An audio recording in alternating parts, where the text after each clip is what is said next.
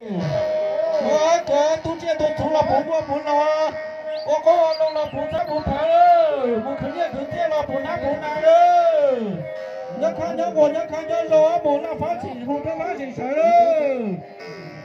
Và những chiếc ô cũng được các thiếu nữ xúng xính vào những bước chân nhịp nhàng tròn trượt như những rừng hoa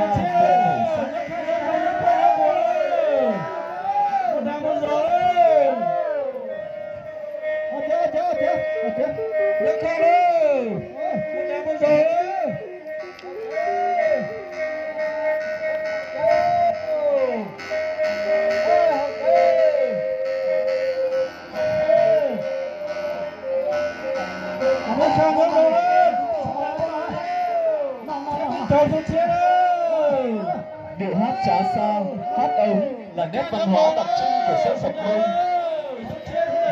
Đây là công cụ hỗ trợ đắc lực trong việc chinh phục trái tim các cô gái. Tiếng sáo làm say đắm bởi gọi người yêu và thổ lộ tâm tư tình cảm trong những đêm trăng sáng trên các triển đồi.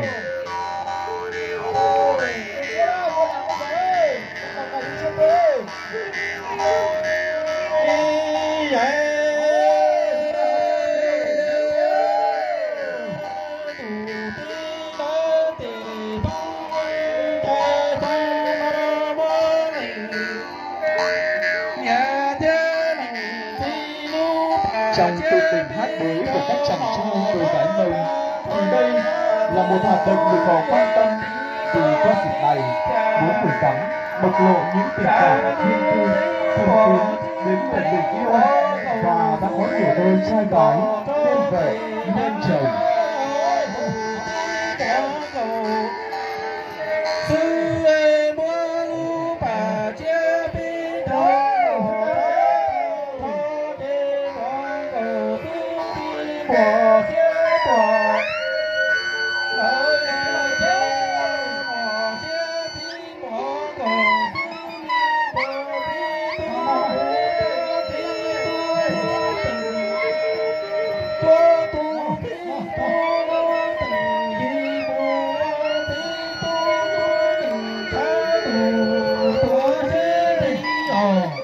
Nào và bây giờ xin mời các nam thanh nữ tú chúng ta cùng trổ tài đua tay nào.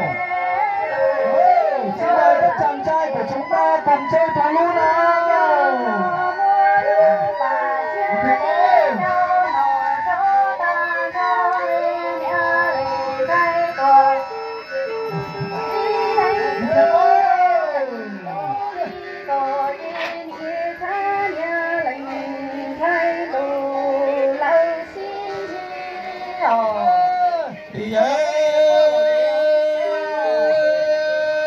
Kính thưa quý vị, đua quay là một trong những trò chơi đặc sắc của người dân tộc Mông.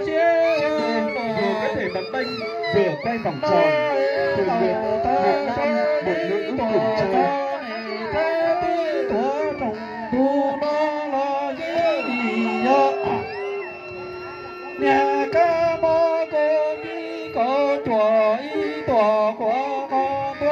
Và trò chơi tù lô cũng vậy, ta có thể thấy được sự tinh tế, sự khéo léo cũng như sức mạnh của những chàng trai dân tộc Mông thể hiện thông qua trò chơi tù lô.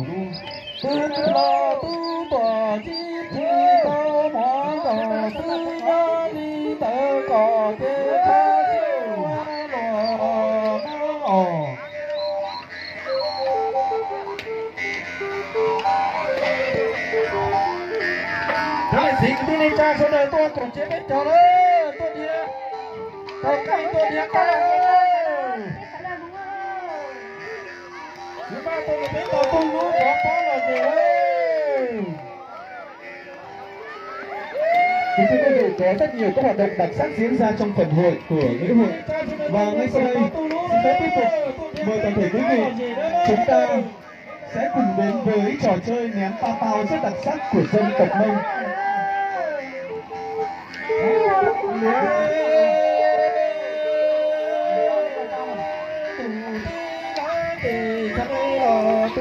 Và ở trò chơi ném pa pao cũng xin được trân trọng kính mời các quý vị đại biểu, hội đồng thẩm định sẽ cùng hòa mình vào các trò chơi vô cùng lý thú của chúng tôi ngày hôm nay.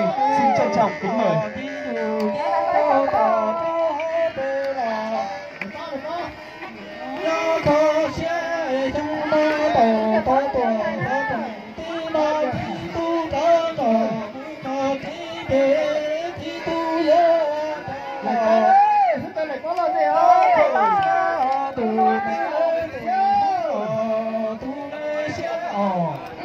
Hay có khó xía luôn rồi. Hôm nay là có về không có sợi cái này có rồi. Thay đồ xíu là có cái là có xíu là sao đấy. Tôi thoát trong thế rồi, như khi cả hắn có biết rồi. Hay có cái rồi. Ô, ta